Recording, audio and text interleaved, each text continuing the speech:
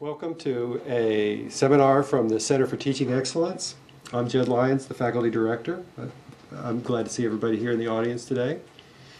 Thank you for coming. One of the goals for the Center of Teaching Excellence is to promote educational research and scholarship, and our speakers today are an example of the kind of thing that we hope to encourage other faculty to do here at the University of South Carolina. I'll introduce them in just a moment. First, Dr. Christine Curtis, our Vice Provost for Faculty Development, has been asked to give some opening remarks. Dr. Curtis?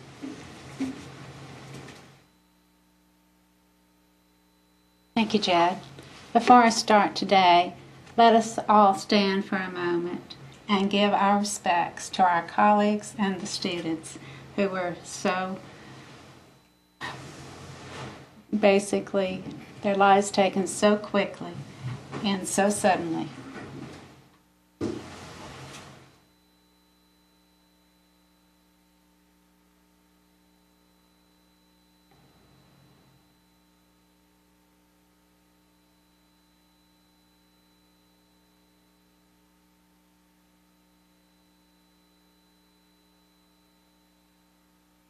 Thank you. There's not much we can do about what happened last Monday, but I don't know about you, but I was always thinking during those hours following what would I have done in my classroom. And I kept thinking that, and then I emailed Jed on that evening and said, we need to prepare ourselves for any type of eventuality. Hopefully nothing like this will ever happen again, but we all have disruptive students in the classroom. We all have to deal with situations. We all have students who need help. So we are going to have a seminar on May 1st, that's reading day, at 2 o'clock in this room, and Scott Lewis, Chris Wuchenek, and Pete Liggett will give us some ways to deal with situations. They will also give us some pointers on what to look for. And they also tell us about the behavioral intervention program that University of South Carolina has. And it's a very active program, and it steps in early to try to help students. And so it's May 1st, 2 o'clock in this room. And we will be letting people know about it, and we encourage you and to bring your colleagues, your TAs, anyone who you think would be able to benefit from this program. Now, for the topic of the day, Jed asked me to speak a few words about interdisciplinary work because we're going to have a fine example of that today. And when I started thinking about all the research I've done, I realized that my life hasn't been interdisciplinary, so I am speaking from many years of experience. I try to think about why I did interdisciplinary work. Well, one of the reasons was I started as a chemist. I went through and got my PhD as a chemist, and at the time that I got out of school, chemist jobs were few and far between, and particularly after I got married and moved to Alabama, they're farther between. And the opportunity came to me in chemical engineering. So immediately I started learning chemical engineering and then was on a number of different projects, even the very latest that, I guess the latest were the most interdisciplinary, where there are people from all over, every type of discipline you can imagine involved in the research projects. The thing about interdisciplinary research that I find so fascinating is that it gives such a rich learning experience. If you want to work in a certain area, but you only have part of that expertise, then bringing in other partners who have the other parts of the expertise but don't have yours is one that is just gives a very stimulating intellectual arena where a lot of different types of ideas and frontiers of whatever the field is can be pushed forward. I saw a very interesting article about a week ago in Science Online by some Northwestern researchers who have found, by looking at, I don't remember how many million, 19 million articles over 5 decades, something like that, in all different fields: science, engineering, technology, the humanities, the social sciences, education, and they compared the number of articles in recent years that have been worked on by teams versus those in the earlier years. And what they have found that is in all the disciplines, the number of teams has increased dramatically. Not only has the number of teams increased dramatically, but the number of citations of the work has increased dramatically when the teams were the authors rather than single or just double authors. So I think it's leading us to the idea, and I think people are working in the field where putting together expertise gives us a much richer opportunity to really make discoveries, to really push forward knowledge, and to have, I would say, a lot of fun working and learning together. So I'll turn it back to you, Jed. Thank you. Our speakers are Liv Hasselbach and Michelle Maher. And Liv is in the Civil and Environmental Engineering Department. And Michelle is in higher education, ed leadership in higher education department. Thanks. And they're both a couple of really outstanding faculty members that we're happy to have here at the university. For example, Liv is a licensed professional engineer, and she's LEED certified, and LEED is a credential that the Professional Green Building Council issues for being able to do sustainable design in building construction. Michelle is the editor of the First Year Experience in Students in Transition Journal. So there are a couple of really different people that have found some common interest in, they're going to present those today, and I'm very happy that you're here. Thank you. Okay. Thank you, Dr. Lyons. On behalf of myself and my colleague, Liv, I want to thank you guys for being here today, especially on a Friday afternoon. The title of our presentation here is Out of the Classroom and Onto the Site, Active Observation of Complex Systems. And this is a project that Liv and I have been working on over the past couple of years, and she's going to discuss that she actually originated it as far long ago as 2003. So we've got some good things to share with you here. It actually kind of started from thinking about the fact that there are so many things in the outside world beyond our classroom that we would love to have our students get out and see.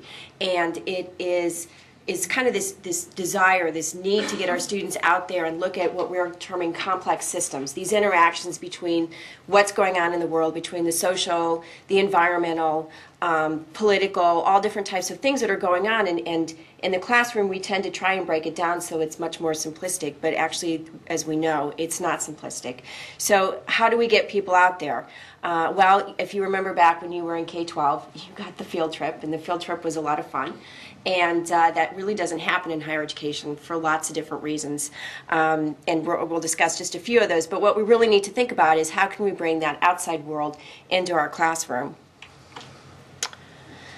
Some of the downsides, as you all as administrators and instructors probably know, when we have students come to our classroom, they have many different types of schedules that they're on. Some of them are commuters, some of them have different types of obligations, and so we can't assume that we will have them any more than just that 1 hour or whatever that time period is for our class. And we have a lot of students who work or have limited schedules. They come to campus, they have to be off at a specific time. There's a lot of thinking about logistics. How are we going to get there? How am I going to get 25 people or however many people to a specific site? And how can I fit the rest of the curricula in? If I give up a day, in fact, to do this, then something else probably needs to be set aside. So as higher education, post-secondary educators, we need to be thinking about how we can incorporate our classroom so it includes much larger just beyond, but we're having some issues with getting our people out there. So what Lev and I thought about is how do we get people out and look at something that's actually fairly close. And in this case it was a construction site that just happened to be about 3 or 4 blocks up. If you're familiar, as you are with the USC campus, there's lots and lots of construction sites at this campus going on right now, so there's no problem finding one if you're looking for one. Lev wanted to get her students out of the classroom and involved with the real and complex systems. This exercise involved people going and doing journal observations of a construction site. And these were people, as Lev will discuss with you, who were part of her civil engineering class, so they had quite a bit of information that they wanted to know. And not to give anything away, but what we found out from looking at the data we collected was they were learning quite much more than just how to put the structural beams together of the building. They were saying, wow, there's all these different types of things that are going on. So we're going to encourage you later today, towards the end, to think about how we can pull across from different disciplines. How could we do in your discipline what we have done with civil engineering? We do think this kind of idea of getting people out onto a common site that's close could be applicable to many disciplines. We think that it can serve as a foundation for dynamic class discussions. People were very interested and excited. I read all of the journals. I was the person who went through and assigned the points for the journals, and people were very involved with what they were seeing. It gave them an opportunity to really open up and think, my gosh, you know, I walk past this site every day, I'm not seeing it for what it is. And it's a way to talk about the fact that a number of different things are going on in what appears to be a simplistic site. So it's a way to involve complexity in where you might walk past a site and not even see, walk past something and say, oh, I think it's just very simple. But when you really get into it and push your students into thinking about it, it's much more complex than that. So I'm going to turn it over to you. Hi, I'm Lev. And just so you know, it wasn't just my students who got excited. Somebody I know keeps walking by the sites all the time now, and she owns the site too, right? After reading all the journals. So it wasn't just my students who got excited. We got Dr. Maher excited too. What it is I developed a class in land development. Land development is very big in the Carolinas now with all the construction we have around here, and we don't have a construction department down here, and that's what my background is in. So there was a big need for it in the department, and civil engineering is one of the most diverse engineering groups there is. We have structural engineers, geotechnical engineers, environmental engineers like I am, transportation engineers, and for a lot of their projects they have to work with groups of from many other different disciplines in addition to it. So this course covered a lot of things, and one of the things it had was a one-day in a studio AutoCAD. They had to do design. They were building a fast food restaurant basically. And then another day was lectures. One day was on soils. One day it was on how to get your water there, how to get your electricity there, how to bring the cars there, what to do with stormwater runoff, what to do for environmental issues, how to deal with planning and zoning in your town. All these things, and most of the students hadn't dealt with it very much. And it's a thing that you usually have to be in the field actually practicing to be able to get all these things. But at the same time, I wanted them to see actually what it is to build, because they might design the beam, they might design the sign that goes out there, they might design the geotechnical thing, but how do you actually put it together?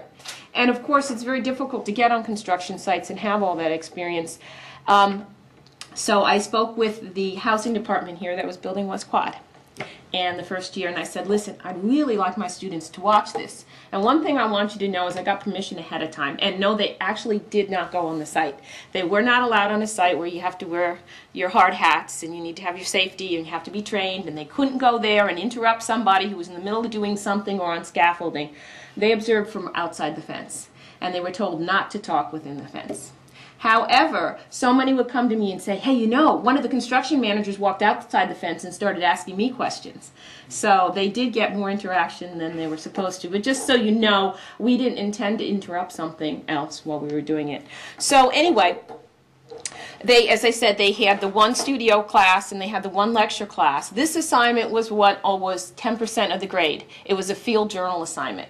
And I'm familiar with it because I used to be the consultant for the oil companies and fast food, and I'd have to go out to site after site after site and be able to bring back the information to go to the zoning boards and everything else. And I was used to going out there and recording, and it's a very difficult thing to do. Believe it or not, going out and recording and coming back and someone then asking you, well, how many telephone poles were there? And you'll go, Oh, gee, I didn't notice any telephone poles. It's very, very hard to observe and write down.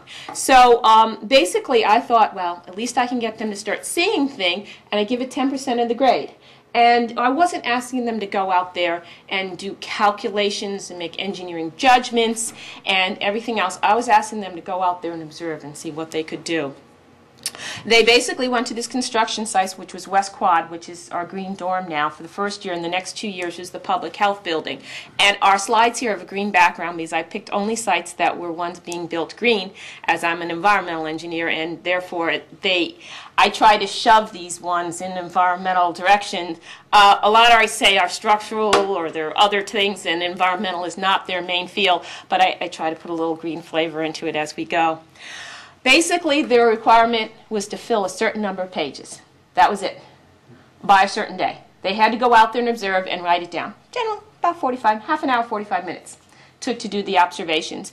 And this went periodically over a certain amount of weeks. So it forced them to go look one time, and then go another time. And what that had is it had the dynamics for it. The journal thing has to have something that has something to change with it so you can see something. I can remember some of the people for the first site for public health, it was barren ground. They had basically just graded it and cleared it, and they go, there's nothing there yet. This is going to be worthless. But they had to go the next week, and yeah, there had been something going on. So I think things changed as they were going. They could write it any way they wanted to. Some people didn't like to draw. Some people... Engineers don't write very well. Some of them don't have very good spelling. Some would go, can I take my digital camera and take pictures and then label the pictures? Sure, no problem. Other people did intricate drawings. Other people purely verbiage. And that was, the intent was for them to somehow or other bring their record on back. And they were allowed to choose what they were going to observe. I had some structural engineers. They decided they were going to watch the structural being built. Had other ones who watched construction management. Other people went, and Dr. Mara will tell you, that they observed more social type of things. Other people observed environmental. Some people decided to look at a different thing each time. And they came back with it. Anyway, next. What I'd like you to do is look at the slide I have right here now. And I know it's a little detailed, but when we started this assignment, I gave them a survey. And I have to thank Dr. Lyons, because I had never done an educational survey, and he was my first mentor who told me how to do this. And I did it in the beginning of what I wanted from it. I wanted them to learn that it's hard to go out and observe and record stuff. And I am not a specialist in that, nor am I trained in that. And then I wanted to see if they picked up anything about construction. So if you look at the slide, you'll see I had two categories. And I made up these categories. They're my best judgment. They're not the best categories in the world. Probably now we should improve them, but for our statisticals, we kept them for 3 years of analysis. One category is field journal skills. To label the journal who, what, when, and where. You've learned that if you're a journalist and all. Taking notes under variable field conditions. That was really hard. One of the hardest things I had was doing this up north when it was cold. My fingers would be cold. I couldn't write. And then it would be wet, or it would be windy. I mean, there's a lot of things that get very uncomfortable. Some would go in the summer when it's really hot. And it's like, it was not, you know, it's hard to do this. Field sketching, whether they could observe details, whether they could record them, and whether they could report information objectively and with integrity, instead of just having opinions. Well, you know, this person didn't work too well. That isn't what they were supposed to do. They were supposed to do just observe and record. And then we went to what my field is, the construction engineering skills. And you know, one thing I knew that a lot of them would not know, that it took a lot of sequencing, a lot of scheduling to do a construction project, because I had experience with that, with the North Slope of Alaska and with a lot of chemical companies. The human workforce needed for a construction activity, huge. The tools and equipment needed to perform something. You might design a beam, but how do you get it up there? Recognize health, safety, and of course with me, environmental issues related to the construction activity. Estimate time. Probably the worst skill of most people we know in this world is figuring out how much time it's actually going to take to do something.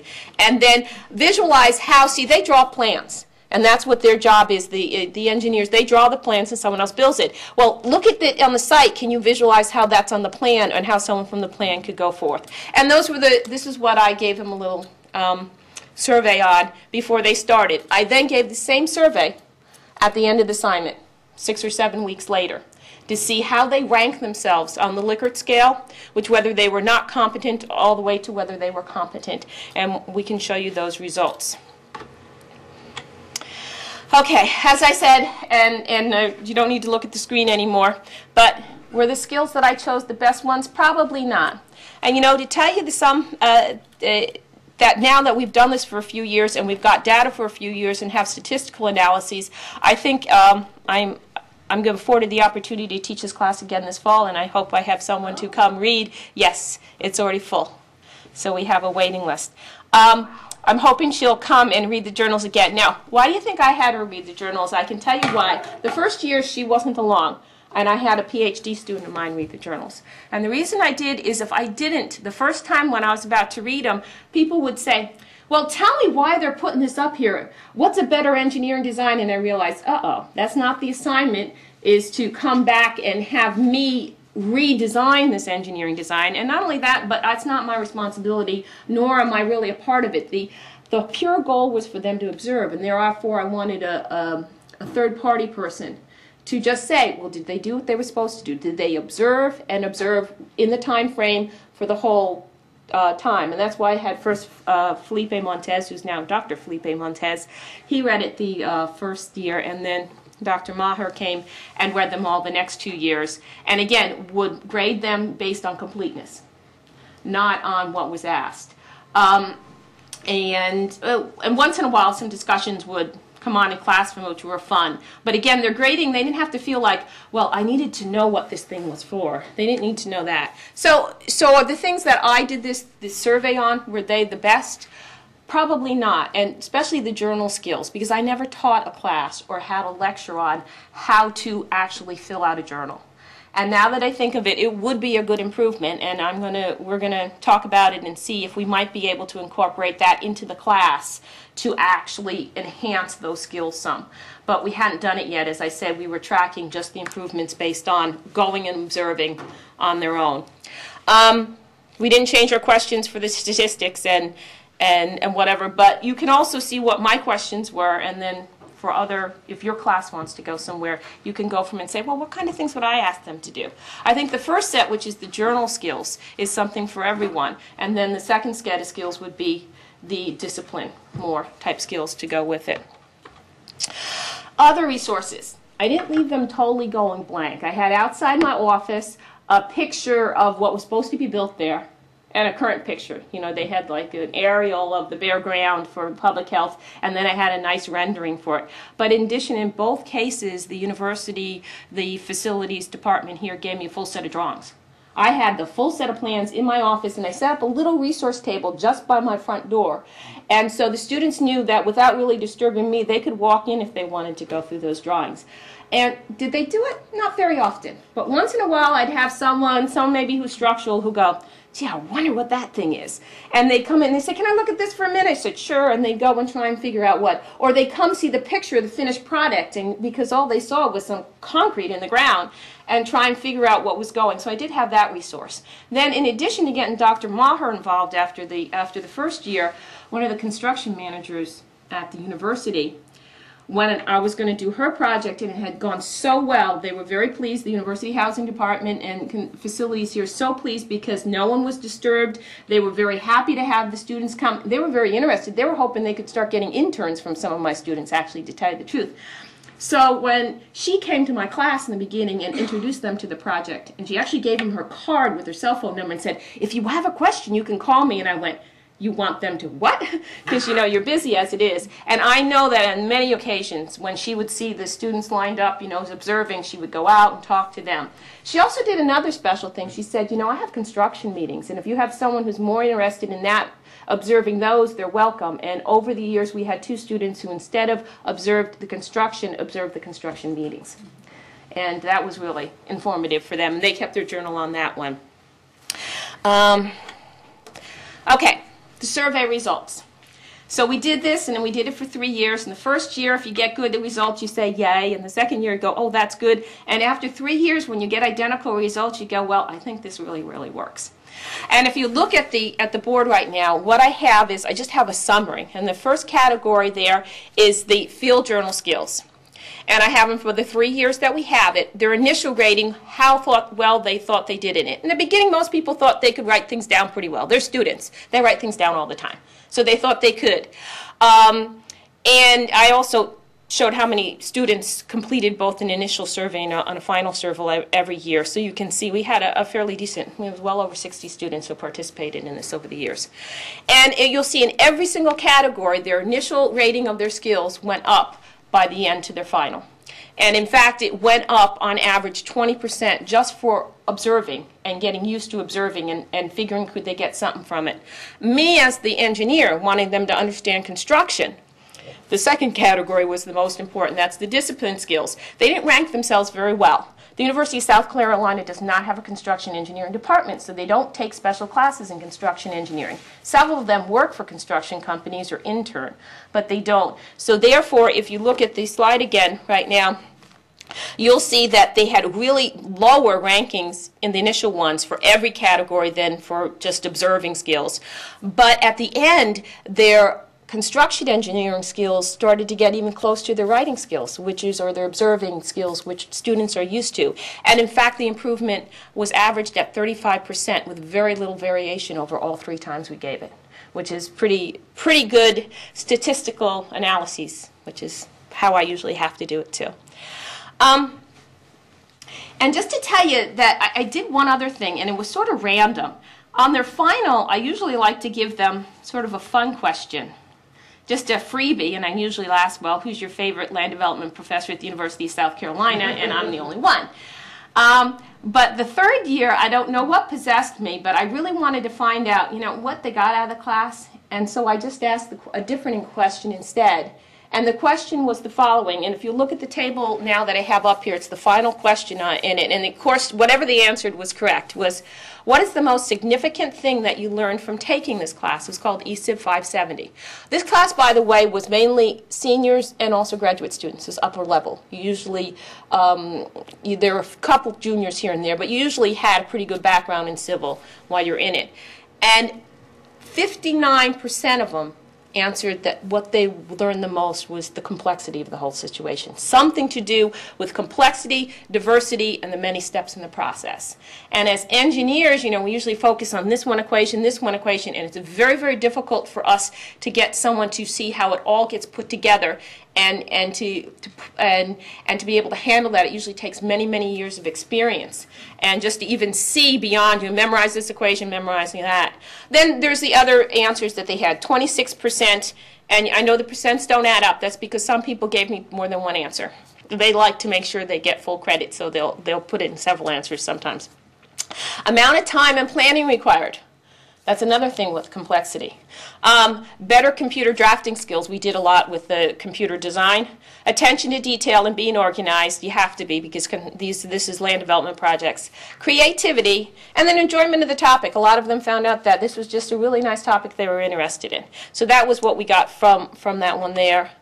And as I said, there was no prompting. When I gave this question, I didn't say, was it complex? I just asked the question right off. What was the most important thing you learned? And it came that the majority of the students said it was they learned about complex systems and complexity and diversity. So, Michelle? However, the one thing I have to say is that doesn't mean that the journal technique only told them the complexity. It could have been other factors in the way I developed the course that showed them complexity. But between what Dr. Maher will tell you about what came from the journal, we feel it was a real good contribution for it. Okay. Your turn.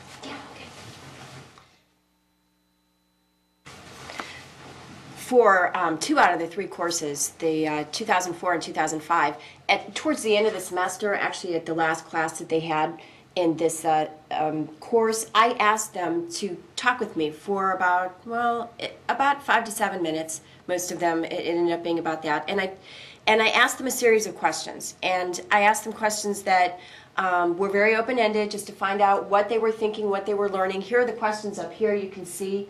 I asked them, as you observe the site taking shape this semester, what did you learn about planning, scheduling, and executing? What did you learn about communication, solving problems, interactions between people, the impact of the site on the surrounding physical environment?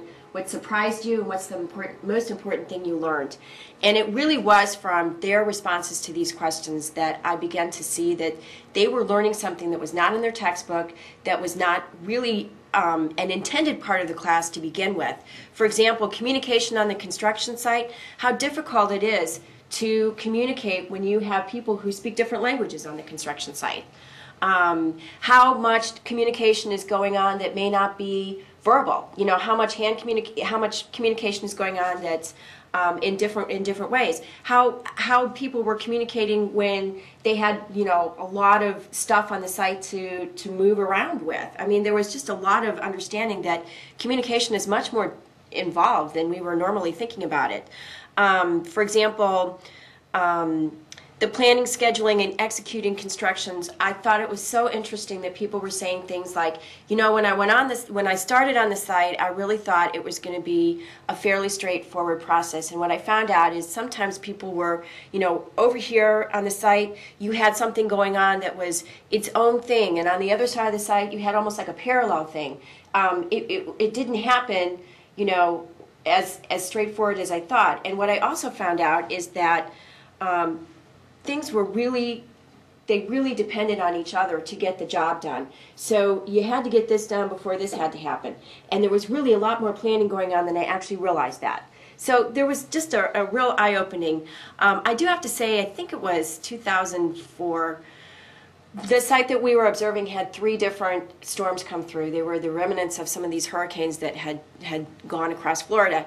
And so they got to see the site under a number of different interesting situations, and many of them kind of responded, I didn't realize how involved it is, you know, where are they going to put the stormwater, what's going to happen when these winds come through. They really got to see the site in very involved situations. I think in thinking about what surprised you most as you observed the site, again and again people talked about the fact that it was much more involved than I thought it would be from just learning inside the class, that getting them out on the site, wow, now I kind of have an idea of what I'm going to be looking at when I get on my job. And what's the most important thing you learn from this experience? Plan ahead. A lot of people were saying, you know, you better be prepared when you get on the site. You better be planful. You better be prepared for Hurricane Ivan to come through. That it's just, you have to have a lot more flexibility in your thinking. You better be prepared for to realize that when the crane is set up, you can't just put the crane anywhere when it comes into the site. It has to be in the middle of the site or someplace where it can reach everything. Someone said, I didn't realize, but you know, when you put a crane up and how involved it is, you don't move that crane once it's up. It stays. So if you put it up in the wrong place, you've got a problem because it can't reach where you need it to go.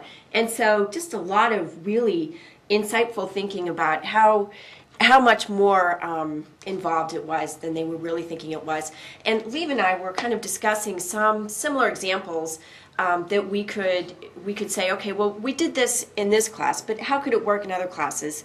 For example, we were thinking about art. This came from the West Quad meetings. Yeah. What it was when I was on one of the committees for West Quad for their Living Learning Center, and there was a lot of diversity of different professors on it, journalism, art, all different professors on it.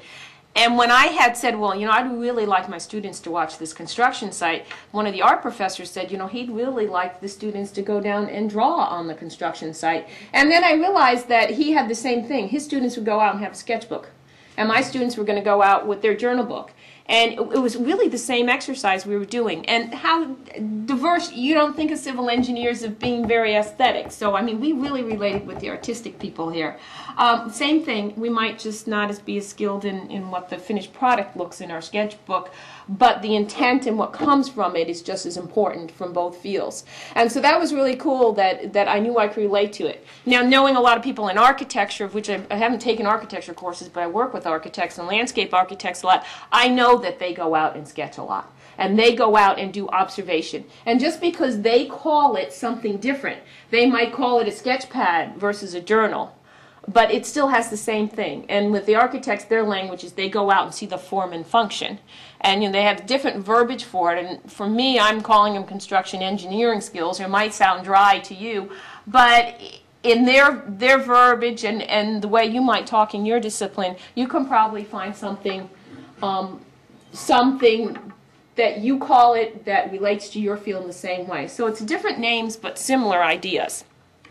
So what we started doing was bantering back and forth and saying, okay, how about if I'm in the geology department?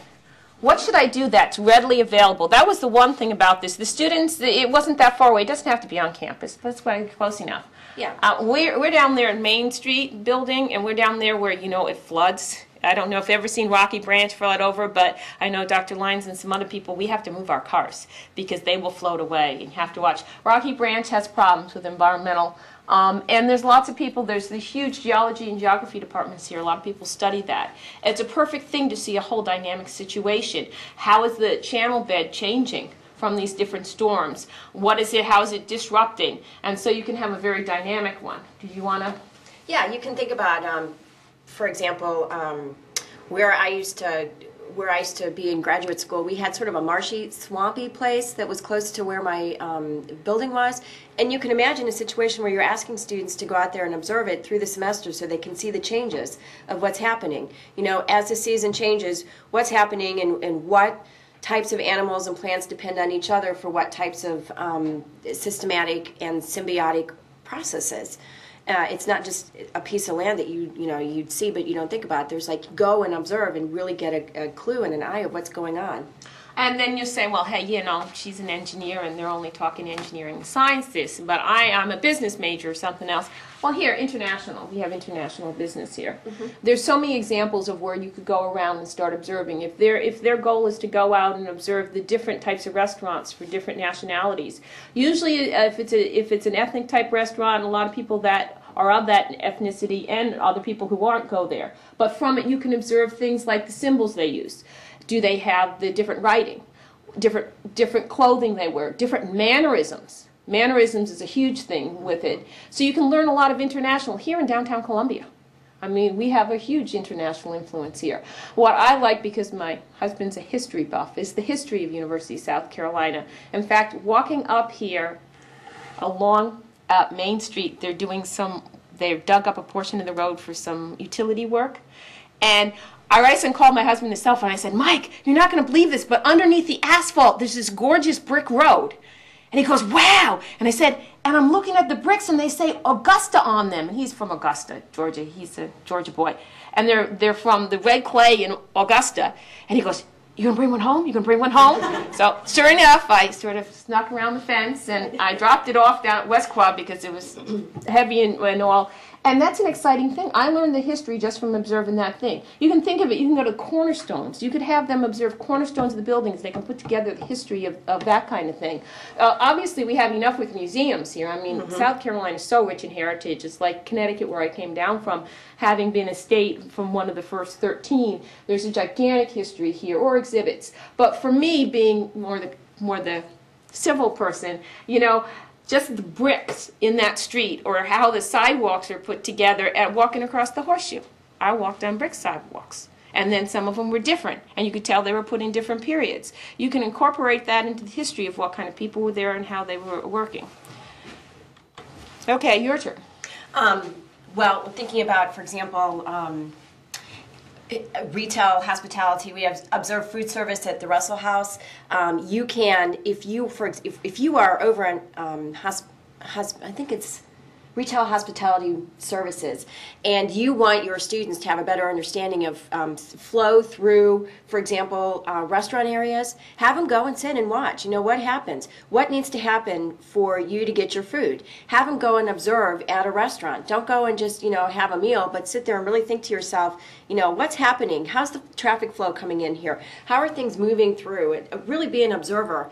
So just even asking people as they go out to dinner, use that as an educational experience and not just we're going out and having dinner one night. We already talked a little bit about biology, that you can basically use any site on your campus can become part of your classroom. If you find one and you say, I want you guys to start observing what's happening, for example, with this swamp area and how that relates back to some of the things we're talking about in class. Climate, weather, taking a look at how things are impacted, things that you don't even think about, but But when it gets cold, what happens? When it gets hot, what happens? Yeah, and me, I do a little bit of my stuff with air pollution, and I know a lot of people are interested in the global climate change. And if you're not a meteorologist or an environmental engineer or someone into it, you can still learn a lot about it. You can learn a lot about it. The journalism majors probably want to learn a lot about it because they need to talk about it. It's one of the major things in the news. And just going out there and telling them, well, during a couple of months when it's hot and less hot, go and see what changes this climate thing does. And during the day in downtown Columbia, you can see a huge difference. You can see how things are getting hotter, how it impacts the plants, how there's more pollution coming from it. You can see the heat waves coming off the building, and then you can see what happens at the nighttime, how it cools down. We have a major urban heat island effect here in downtown Columbia. But there's a lot of things that you don't have to do just because they're your major. They can also be social, global, international impacts that you can find from it. Absolutely. Lots of good things to think about. So we want to encourage you to look in your environment and say, well, what is it that's out there that I haven't been thinking about before that I can bring into my classroom? Right. Yeah. What I want to tell you is that we actually have some journals here for you or in the classroom if you want to see. And you're free to look at them. I didn't even check which ones are there. Some students did a good job, some didn't do as good. You can see pictures. You can see ones that are, we can find ones with pictures. Also, we had in the handouts, yeah, this one took photos. Some people like to have their digital technical thing instead, but they labeled it, and it's pretty interesting. They tried to figure out what was going on.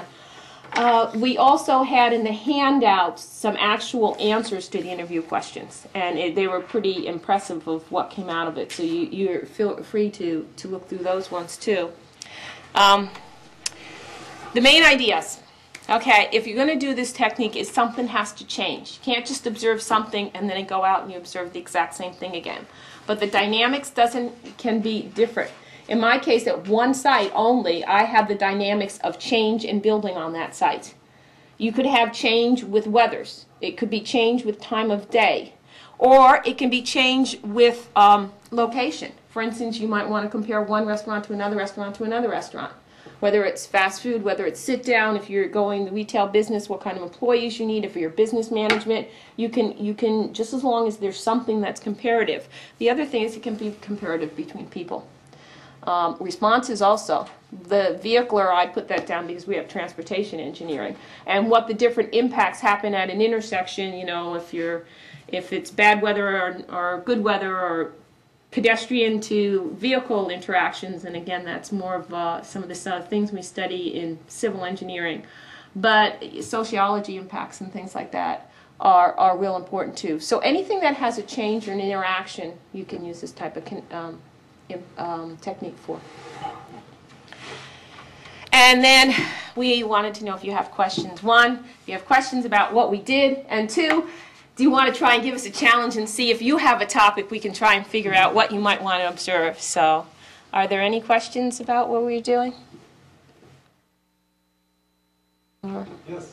But What did your students find most challenging when they were first given this assignment? oh, you know what? The worst part was the complaints. We went by the site, there's nothing there yet, this is going to be worthless.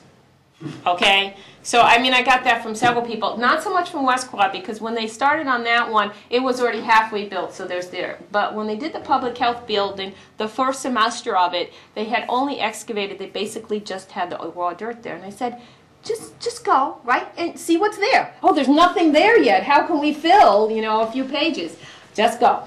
And, you know, they went. And afterwards, I have so many students. Well, you read the journals. Yeah, there was also a couple of instances where they didn't take our advice to observe. They took it to put in their journals what they thought about, for example, how it was being built, the safety techniques that were there, or you know, or kind of go on a rant about something that wasn't really observation. Op-ed instead of observation. Yeah, and I had to pull them back. I had to pull a few people back and say, I don't want you to go to the site, and I can't tell from your writings if you've even been at the site, and tell me, you know, what you think about the building being built, and is it a good or bad thing. I want you to go to the site and tell me what you see. And for some reason, I had a couple people who had trouble with that, but eventually we worked it out. Yeah, and they got wasn't it there done. one who was starting to say, well, I wonder why they hire some people from different areas for construction crews, and started to speculate on other things. And you know, those are good questions to have discussions on later, but their job wasn't. Their job was to observe. Okay, You know. a follow-up. How did you give feedback to them, and how often? That was her. We did the feed, let's see, for the journals, they had to do it, I believe it was 5 or 6 times throughout the semester. We wanted to have enough time in between each of their observations so something did happen. Right. And what I did is I would come in and they would know in advance, a long ways in advance, when their journals were due. I would come down to 300 Main, pick them up, grade them, bring them back, and I would write, I can't remember now how many points, but they were graded, and then I would write things, you know, you need to explain more this, and I would not tell them things like, you know, I found this very interesting. I would try not to be that forward. I would try and keep it to things like, you know, give me more next time, fill up the entire book, or next time you need to do something else.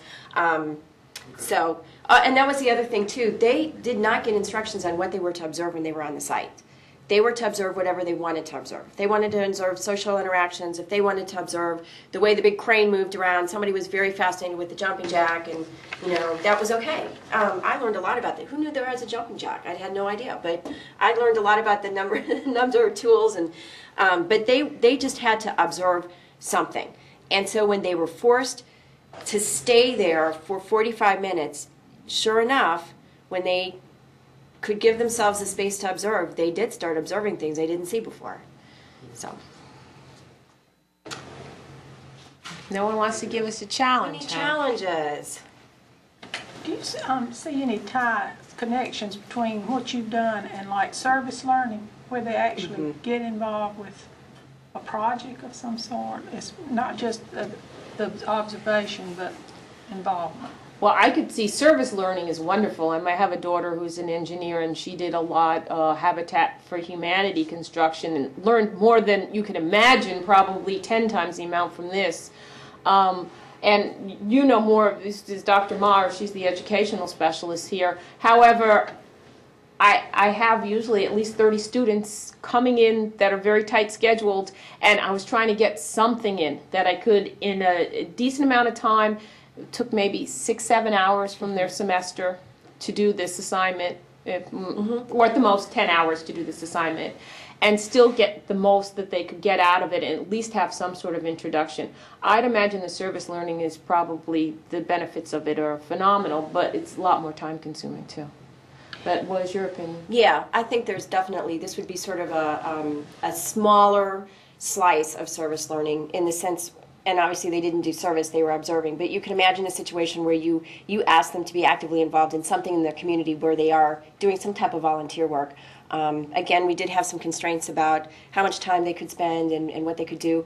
In a perfect world, I would have some kind of service learning component in every class, because that's the way you learn, is actually being out there. It's sort of like going to a country different from yours and being in your own, you know, having to immerse yourself when you go on these service learning opportunities. You really have to immerse yourself in that culture, that environment. You have to deal with the people who are in your environment, and that's much richer. It's almost like what you've done would really benefit service learning, because actually you've looked and observed and you see the bigger picture and, you know, the complexity of the situation, and they would really be more prepared to do a That's service an excellent, learning thank you. project. Thank you, that's an excellent comment. So, yeah, well, and the other thing with me, with this being construction sites, I had a graduate student who then did his graduate research at that public health building. We did dumpster densities, construction debris recycling programs, which are very important, especially in this green world here. We're trying to recycle. And he needed to get on site for that. For him to have permission to get on site, he had to get sign-off waivers for the university, even though it's university property, he's a university student, but it was under a general contractor. He is a captain now, a major in the Army, and has had a lot of safety training, and he had to show he had that and have hard hat and vest and proper clothing on at all times in order to be able to do that. So what this did was it it got them to have a contact with something that they might not have permission to do. Let's say you wanted something to do with younger children. Well, nowadays you usually have to have special training to go and work in a classroom. But an observation technique might get them to learn something from it before you can go through all the procedures for the rest of the qualifications to go there. So. You can imagine a assignment where they're asked to go and observe what's happening at your local neighborhood park, playground, and what are some of the things that you need to be thinking about for interaction between child caregiver and child. What did you observe about safety? What did you observe? So you can kind of ask them to get on the site without having them manipulate the site or be a part of the site.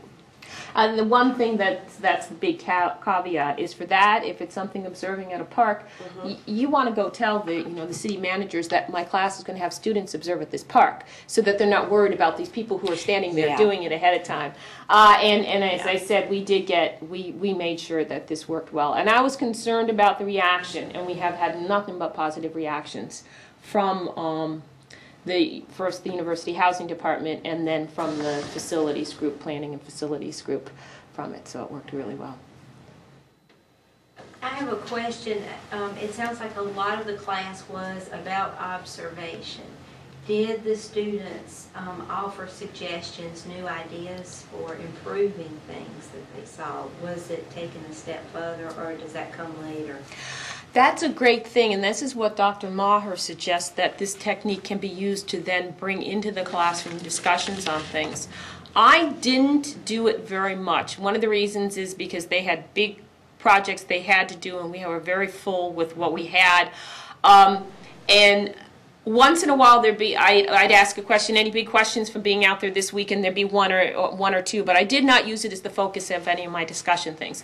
And mainly because I had only a certain amount of weeks, and I had 2 years worth of material in one semester already. If I had more time and could keep going with it, then yeah, some of the observations which I now use for my green construction class, when I bring things in, ask me, why do we need this kind of stuff? I don't use this journaling technique for that class because it's a distant learning class. But I start incorporating some of the things you're saying, bringing them back for discussion. I didn't do it in this one. Just tell you the honest truth, didn't even think about it when I first started with it. But Dr. Maher says that for other types of classes, this is a great way to bring back the journals, and from it have discussion topics based on what they see. So I would imagine that would be very helpful and very informative on it. As an engineer, I didn't want to make engineering judgments, though, because I'm not hired by the university to make engineering judgments. But what I really liked was they started to see what scheduling was, and what interaction is, and what job crews are, and how to stage, and what the equipment is, and other things that they just don't normally get in the classroom setting. What do you think would be the pros and cons of having this more or less structured? Do you use it pretty kind of open-ended and kind of non-specific? What do you think are the strengths and weaknesses of that versus asking them all to observe certain things? Well, my students were such a vast array of students. They weren't all environmental.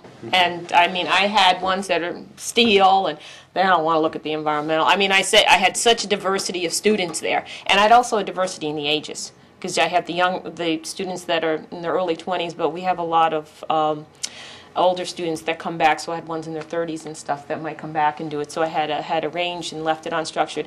I really think that now that we've gotten the statistics on this, we should improve the journal technique portion of it and make that more structured, and perhaps Dr. Maher or other people can help me in how they might better record the information on the page than as informally as they did.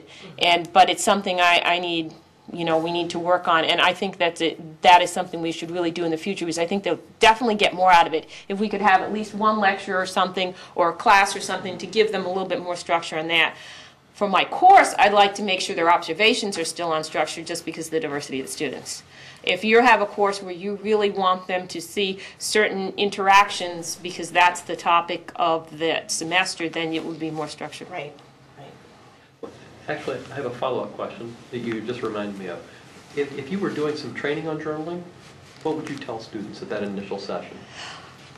The That's observation. one of your slides. Yeah. Yeah, make sure that you're observing and not pontificating, for example. make sure that you, just even something as simple as set in your schedule. Don't think it's going to happen by chance. Go out there, try and go out there on different times of the day, in different days of the week. If you go on a Sunday all the time when nobody's there, you're not going to be able to observe any social interactions. So I would say try and vary what you're observing to the extent that you can do so. And be enthusiastic while you're there. You know, don't take it like, oh my God, I can't believe I've got to do this, you know, but you really are getting something out of it. And I think if you did loop it back to the classroom, you could bring out more discussions, and that might make the tie a little stronger. It would. And in my case, what I knew when I had to do my observations when I was working for the oil companies, I needed to very carefully record the day and time and other weather conditions when I was there. There's a certain things I needed to have so I could come back, especially when I do things with climate and air pollution. I need to know temperature, a few other things. They weren't good about that, but I didn't teach them about that, and I really think that they would really learn a lot if we started to have a few special requirements that in addition to observing, we want you to observe items 1 through 10 and then other things. They really should, but I haven't gotten that for you. Time for one more question. Okay. Have these students that were doing the observations been exposed to the complexity theory? And if they have, do you feel like the exposure to the complexity theory would improve the quality of their observations? They were not, as far as I know, and that was not something that we thought was going to come out of this work. We were really kind of thinking about your survey, Right. and the actual skills that they were going to. This was sort of an unthought of reaction or what happened. I think that it would be very interesting, especially, for example, for engineers, undergraduate engineers, to be exposed to that and then go out and see it and then come back and talk about what they saw and then, you know, look at it again at a different type of site. That wasn't the intent, except there was some intent for it. We have a licensing accreditation for our department by ABET, the American Board for Engineering Technology Accreditation. And in it, we have a certain requirements, A through K or whatever, and one of them is they have to do broad issues, it has to expand to environment, everything else. So there's a lot of complex things that we are required by the Engineering Board in the United States to introduce in the classroom. So that was one of the intents of doing this. I had an intention of them seeing complex systems. As an engineer, I didn't say the word that I was introducing them in a complex theory, otherwise they would have gone, oh no, this is going to be worse than calculus.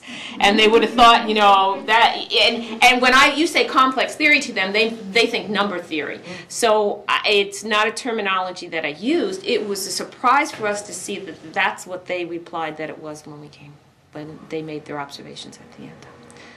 So, and I'm still learning on what is meant by complex theory. I know, I call this systems. To me, the terminology we use is this is a systems approach. Okay, so, Right. kind of thing. Right. Thank you. Thank you. So that was a very interesting and dynamic talk. Thank you very much. You're welcome. Did we have the evaluation forms today? Okay, so if you're in the audience, please leave the evaluation form. If you're watching this online, there's a web-based evaluation form. We'd appreciate if you'd fill that out so that we know somebody watched it. I would like to mention again the May 1st seminar on crisis management that will be in this room, and that will also be available on the Center for Teaching Excellence website, as all of our seminars are this year. Thank you.